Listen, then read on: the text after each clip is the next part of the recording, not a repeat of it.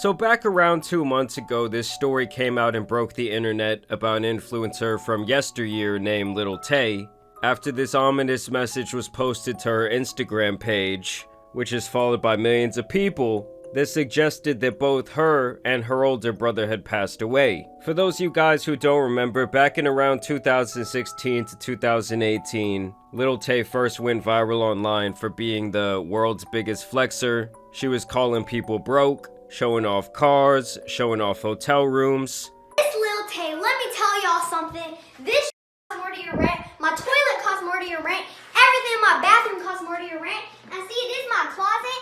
Everything here be designer. Gucci, Louis, Versace. And I would say anyone with common sense kind of understood from the start that this girl was likely being coached into these behaviors. And when that eventually did come out as the truth, whether people said it was her brother, her father, or her mother who was behind this whole Lil Tay persona. Irrelevant, like I said last time. What do I say? I'm a trend maker and you a trend follower. You a Lil. That's when the general public kind of saw behind the smoke and mirrors. And after 2018, people pretty much didn't hear from Lil Tay again. And for the past 5 years, it had kind of been radio silence until this whole death fiasco, which turned out to really just be another ploy to get attention. And now we might finally be getting an answer as to why this whole death arc even occurred. And it seems like it was all for yet another single drop of clout. As yesterday, the now 16-year-old would come out with a music video for her new song. And I guess this is the direction that she's going to be trying to take her career at this point. She's still kind of leaning on this whole flexing arc. And as you guys can imagine, this video led to a lot of weirdos saying a lot of inappropriate things. And I mean, hey, if there's one thing her and her family do know how to do, it's garner attention. As this video has received over 1.3 million views in only 20 hours, it's now hit #1 overall on trending for YouTube. And it looks like the Lil Tay quest for clout is successful. She then started posting videos onto her Instagram page like this, kind of reminiscent of the past. It's been 5 years and y'all still broke. The GOAT is back. 5 years and I'm still the youngest one out. 5 years and y'all are still broke. So don't take it out on me. Why the f are y'all coming at me for? Y'all hating ass were hating on me when I was 9 years old. Talking all this you don't know me. So stop talking. You did not come up. You had 5 years to come up and you didn't. So don't blame me. 5 years. I mean, I won't lie, she kind of made me feel like shit about myself. I mean, low-key, Lil Tay, we could go band for band right now. And in this return, she also showed off her skills with several different musical instruments like the piano.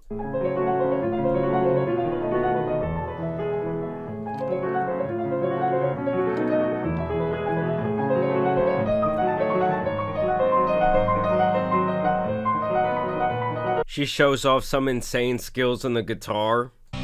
You gotta love Metallica.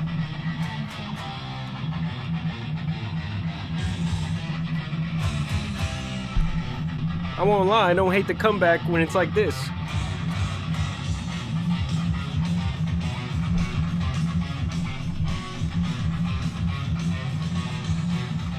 So that was all pretty badass, to be honest. But you guys know that when it comes to Lil Tay, there always has to be a little suspicion creeping into the background. And she went on Instagram Live yesterday to the tune of around 75,000 people to essentially call her own father out for being an absolute scumbag, along with the help of his girlfriend, who she says was his secretary at one time. 5 years ago, I became famous. He started a court case to silence me so I could not speak on what was happening and so he could take control over my money. His name is Chris Hope. This is him. This is Chris Hope. All right, let's just get into it. Buckle up. Because I cannot even tell you the full story. I have to give you a summary of it. And can we just acknowledge politician-looking ass dad? And she's about to levy some pretty serious accusations against her own father. He was bringing random ass women around all the time and literally hooking up with them in front of me. I was a child. And one of those women was named Shima Ali, his assistant. This is her. These are not private photos. This is her Facebook. Crazy These are not photos, guys. He was hooking up with random women all the time, and he found them off of Craigslist. This is his Craigslist email to a random woman who had an ad Okay, this is email trying to hook up with people. This is my mom talking to somebody about it. A Craigslist hookup is nasty work. I mean, at this point, you might get an STD just from going on Craigslist. Doesn't it just sound dirty? Craigslist. Man seeks woman, woman seeks man, woman seeks horse. So, Honey Hope, she is Christopher John Hope's wife, currently. And he met her online when she was living in the Philippines.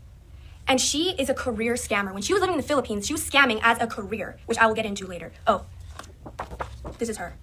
That's her right there. That's her and Chris. So obviously Lil Tay got the receipts. I mean, I don't know if we should 100% believe what she's saying given her sketchy past and the ways that this family has forced her to lie, but it ain't looking good for old Peepaw. She was a career scammer, so she met Chris Hope online, like usual, because all he wants to do is hook up with women online. But they started having a bond, and he wanted to fly her to Canada, which is exactly what happened.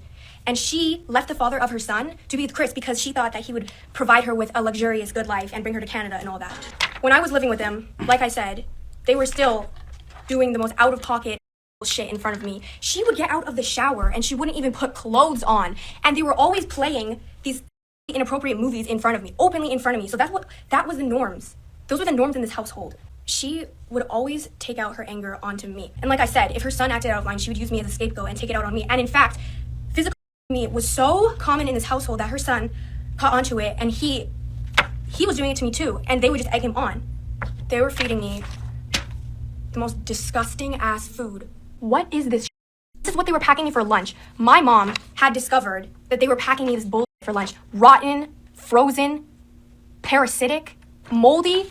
Look at this. These are my mom's text messages to him, sending him these photos. I'm like, why are you sending this to your child for school? She found out that I was being given rotten food at his place, so she started dropping me off fresh lunches at school. And then what does he say? He says, if she continues doing that, he will continue to deduct child support.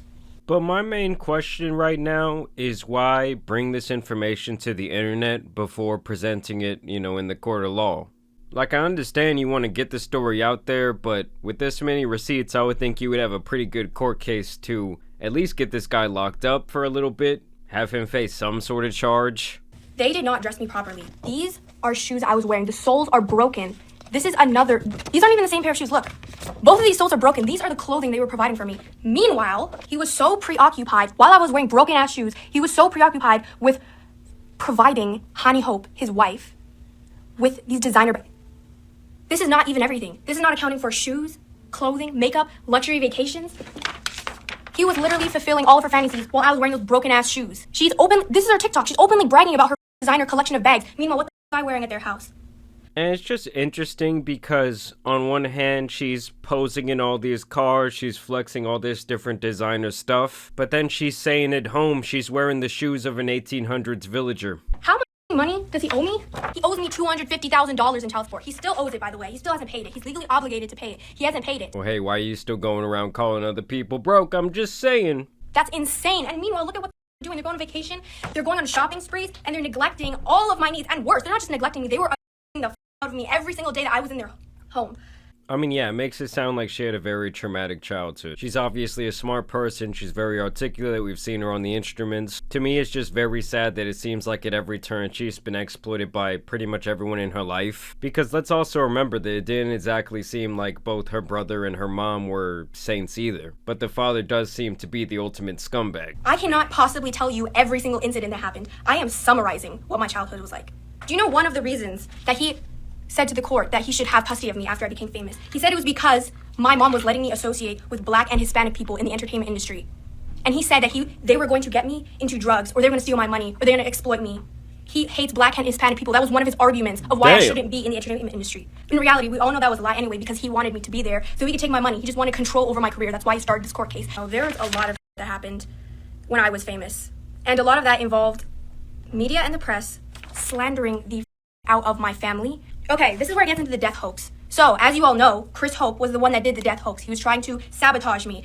Meanwhile, he was working with this other con artist that was claiming to be my manager, and they had a crypto coin together. Their plan was to fake my death and then promote the crypto coin, which, by the way, the manager admitted to. He said he'd been working on the crypto coin for months. These people are frauds. This proves how much the press did not give a about facts. They cared about slandering my name. They did not do any fact checking. As long as you claimed to be my manager, they would just take your word for it. As long as anyone claimed that my mom got fired from her job just for controversy purposes, they would just report on it, even though it's not true. I mean, I don't know if I'm exactly buying that, guys, because the timing of the whole thing just seems a little bit too convenient for me. I'm not saying all this other stuff about her dad is not true, but that music video that she was just in, it takes time to plan that sort of thing, okay? She's surrounded by cars, they're doing a choreography dance. The timing is just a little bit too good for me to believe that this whole death hoax that obviously incited a whole lot of impressions and clout towards her page does not have something to do with this song also dropping. I hope you realize how much bullshit has been surrounding my name from the moment I became famous till now. And I hope this clears it up for you.